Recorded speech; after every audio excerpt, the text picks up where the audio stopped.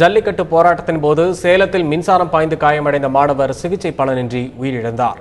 சேலம் மாவட்டம் அம்மாப்பேட்டை பகுதியைச் சேர்ந்த ராஜா என்பவரது மகன் லோகேஸ்வரன் ஜல்லிக்கட்டு போராட்டத்தில் பங்கேற்றார்.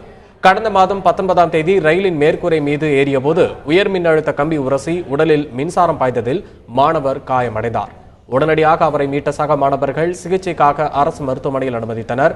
அங்கு 20 நாட்களாக சிகிச்சை பெற்று வந்த லோகேஸ்வரன் இன்று உயிரிழந்தார்.